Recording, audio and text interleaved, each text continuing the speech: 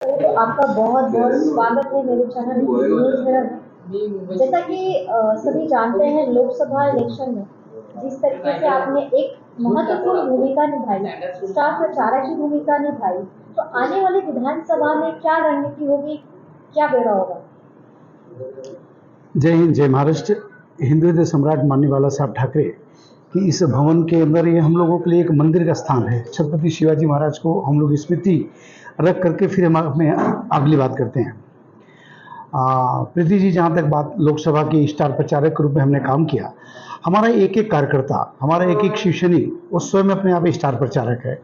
Star प्रचारक पद या किसी पद पे पदासीन होकर के शीर्षस्थ पे बैठ करके अपने पदवी के दावेदारी करके कहे कि मैं शिवसेना काम करता हूँ, ऐसा नहीं चलता। हमारा फर्श से लेकर अर्श तक एक एक पदाधिकारी, जैसे मैंने कहा कि वो अपनी सार्थकता साबित करने के लिए अपने संगठन को विजय तक पहुंचाने के लिए सबका अथक प्रयास होता है। मैं तो इतना ही कहना चाहूँगा कि मात्र व्यक्तिगत किसी योगदान के ऊपर जीत इसको नहीं कहा जाता है। हमारी लोकसभा की ये जैसे हमारी शिवसेना दो अलग अलग हिस्से बने, तो पहला हमारा चुनाव था 2024 का, इस लोकतंत्र का। उस लोकतंत्र मंदिर में जाने के लिए लोकसभा चुनाव का जो संपन्न हुआ 2024 में, निश्चित तौर पर जो परसेंटेज वोट हमारे लिए सार्थक साबित हुआ है, मैं इसका श्रेय प्रत्येक अपने शिवसैनिकों को और जनादेश को देना चाहूँगा। एक एक मतदाताओं को देना चाहूँगा। हमारे वो मतदाता जो राजा थे, उन लोगों की वजह से हम लोगों का ये वो वोट परसेंटेज इस रूप में बना। प्रथम बार जब आप राष्ट्रीय शिवसेना के राष्ट्रीय प्रवक्ता होने के नाते जब आपको स्टार प्रचारक के रूप में चुना गया, तो पहला रिएक्शन क्या था आपका? ये शिवसेना आदरणीय श्री एकनाथ शिंदे साहब की तरफ से एक संदेश था कि जात पात साम भाषा के धधकती आग में उत्तर प्रदेश की तरह महाराष्ट्र नहीं है। यहाँ पे जात पात नहीं माना जाता। यहाँ पे मात्र एक ही बात है जिसके लिए कि जो शिवसेना में काम करेगा उसको एक दायित्व जिम्मेदारी उसके कंधे के ऊपर विश्वास दी जाएगी। उस नाते पिछले 36 वर्षों से हम शिवसेना में काम कर रहे हैं। आदरणीय धर्मवीर आनंद साहब के नेतृत्व में, आदरणीय हिंदू हृदय सम्राट माननीय बाला साहब ठाकरे के विचारों को लेकर के देश के हर कोनों में जाने का मुझे मौका मिला। अभी जब शिवसेना एक थी तो हम राष्ट्रीय संगठक के रूप में थे प्रीति जी, और देश के कई प्रांतों में जाकर के माननीय बाला साहब ठाकरे के विचारों को मैं लोगों तक पहुंचाने का काम किया। तो शायद आदरणीय श्री एकनाथ शिंदे साहब के नेतृत्व में जब बात आई तो स्वाभाविक बात है, उनके साथ 97 नगर सेवक के कार्यकाल से उनके साथ में मैं काम किया हूँ। 1986 से जब वो शाखा प्रमुख थे तो उनके साथ में काम किया हूँ। तो मेरे कार्य प्रणाली के या मेरे निष्ठा को अच्छी तरह समझते हैं, इसलिए उन्होंने मुझे एक राष्ट्रीय प्रवक्ता के रूप में और स्टार प्रचारक के रूप में एक दायित्व दिया। सर, आपने जो कार्य किया लोकसभा में स्टार प्रचारक के रूप में जो कार्य किया उसका रिजल्ट सामने है। आपने 3 सांसदों के लिए कार्य किया और तीनों ही विजयी हुए, तो कैसा रहा उसका सफर? प्रीति जी, मेरे लिए बड़ा सुखद अनुभव हुआ कि हम 3 कॉन्स्टिट्यूंसी मुझे दी गई थी। ठाणे लोकसभा दी गई थी, कल्याण डोंबिवली लोकसभा दी गई थी और आदरणीय रविंद्र वायकर जी की दी गई थी। संजोग ऐसा बना कि तीनों उम्मीदवार हमारे जीते, हमारे शिवसेना के उम्मीदवार जीते, और वह श्रेय मुझे कैसे हो सकता है कि मुझे मिला? प्रत्येक शिवसैनिक को, सभी लोगों को मिला, सब कार्यकर्ताओं को।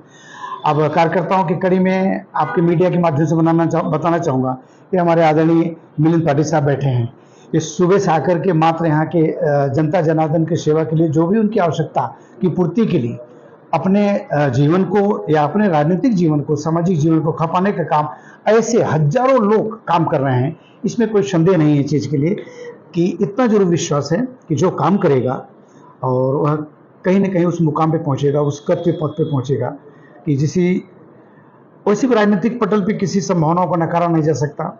आदरणीय एकनाथ शिंदे साहब के अगर हम इनके अतीत को देखें, इनके बीते हुए कल के देखें, तो जग जाहिर है वो क्या थे, आज वर्तमान में क्या है। ये सिखाता है कि नीचे से उठ करके एक ऊंचाई पाने वाला कोई संगठन अगर किसी को ऊंचाई देता है तो उस संगठन का नाम है शिवसेना, जो हिंदू हृदय सम्राट माननीय बाला साहब ठाकरे के विचारों से प्रेरित होकर संपूर्ण राष्ट्र में जिसकी व्यापकता हो, उस दल का नाम है शिवसेना। संघर्ष, संगठन, संरचना के अंशों को समायोजित कर एकता के माध्यम से चलने की जो राह सिखाता हो, उसका नाम है शिवसेना। जात पात भाषा को दूर रखते हुए धर्म को दूर रखते हुए जो निष्ठा से काम करता है उसका नाम है शिवसेना। अगर ऐसा नहीं होता तो 1995 में हमारी सरकार बनती है, यूपी के महाराष्ट्र के धरातल पे पहली बार शिवसेना की सरकार बनती है। मंत्रिमंडल का गठन हो रहा था, उस वक्त एक ऐसे मंत्री का शपथ विधि ग्रहण कराया गया जिसका नाम था साबिर भाई शेख। इसका मतलब कि हम सांप्रदायिक नहीं हो सकते, हम जातवाद प्रांतवाद नहीं हो सकते। ऐसा हमें आदरणीय हिंदू हृदय सम्राट माननीय बाला साहब ठाकरे ने हम सभी शिवसैनिकों को सिखाया है। समस्त हिंदी दीदी जी, इसके लिए इतने मैं कहना चाहूँगा, ऐसी बात नहीं कि हिंदी भाषी का चेहरा गुलाब दुबे हैं, बिल्कुल नहीं। इसके पहले हिंदू हृदय सम्राट माननीय बाला साहब ठाकरे जी के नेतृत्व में 13 पौर प्रांतियों को विधानसभा से लेकर के राज्यसभा सदस्य तक भेजा गया आदरणीय माननीय बाला साहब ठाकरे के नेतृत्व में।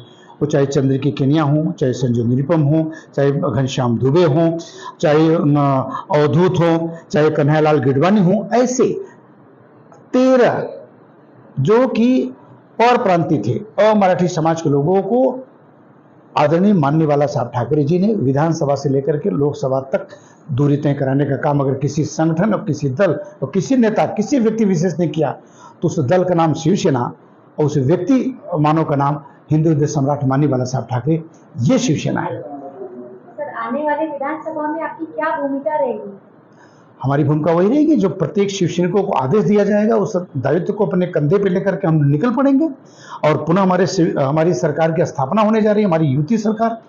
हमारा जो युति सरकार है, युति सरकार की पुनः सरकार बनेगी, इसमें कोई संदेह नहीं।